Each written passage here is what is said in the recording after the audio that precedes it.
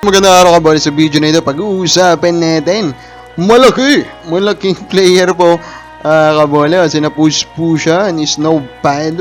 Very interesting po yung post sa kanya kabola. And pag-uusapan din natin kabola ang expose na nilabas po ni Homer Sison.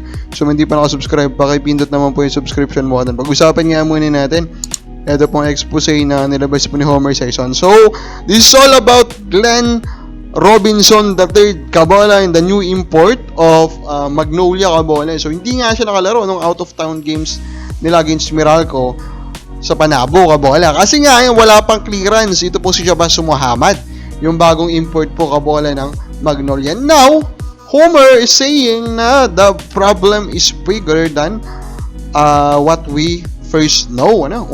At the recording of this video, ito pala yung alam natin. Sabi ni Homer 8 days ago, a team in Beirut announced that they have signed Shabazz and that they were expecting him to arrive. A FIBA source told me that this was a major obstacle to acquire letter of clearance. So parang ganito yan kung talaga napapirma na po siya nung sa Beirut, siguro nagbigay na po siya ng yes siguro. Yun, so FIBA ang magdedesisyon dyan, diba kabola? Kasi kumbaga, hindi niya in-honor. Regardless kung pumirma na or nag-say yes lang siguro verbally, kabola itong si Shabazz dito sa team nga po sa Lebanon.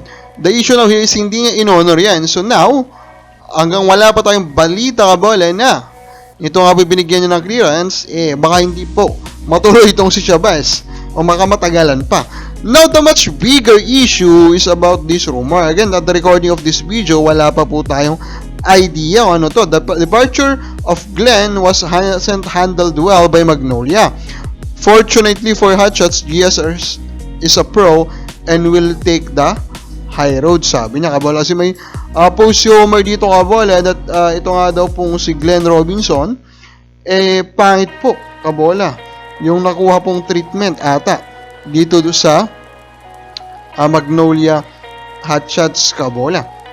And regardless kabola, titignan natin kung ano pa po ang ikaklaro pa po ni Homer dito, pero this is a bad look for a legit team. Of course, we all know Magnolia is a legit team. Now, dito muna tayo sa comments sa mga fans. User FD5JI. Deswell, ibalik SMB import. Yes, FD5. Well, shoutout po, Idol Allen Family. Shoutout po. User NY2. Pa-shoutout naman, Idol Mascareñas. Thank you about regards to Jordan Adams. 99.9% in offense, but comes defense 50% only. Medyo laylay siya sa defense, Pero regardless din naman yan, marami namang defensive players po ang San Miguel. So, pwede pa rin po yung more work around. User FD5 ulit, SMB. Daming fans sa SMB, no? Pa-shoutout Idol. Sabi naman natin pong most avid po na shoutouter, Ronald Berbicidad. And then, of course, we also need to talk about the impressive performance being put up by Japit Aguilar. Kabola, he's really doing very well. He almost recorded po a new career high and at his age, diba? Hindi mo na i-expect 37 na ito kabola.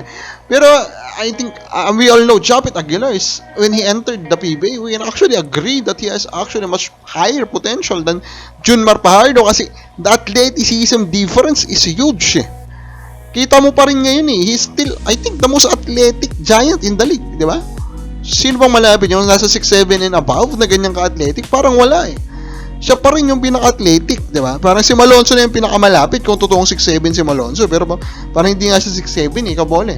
So with that, talagang very amazing athleticism ni Japit. And let us see kung may pagpapatuloy niya pa ito. Baka siya nga yung maging dito lakas po nakalaban si MVP nitong si Junmar Fajardo. Ito naman, cheats and wala.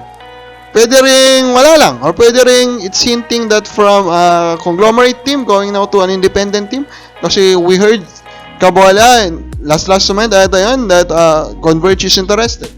So madaming possibility. Kung babal sa play mo, ano kayang team ang paglalaroan na next itong si Greg Slaughter? Comment lang po sa baba.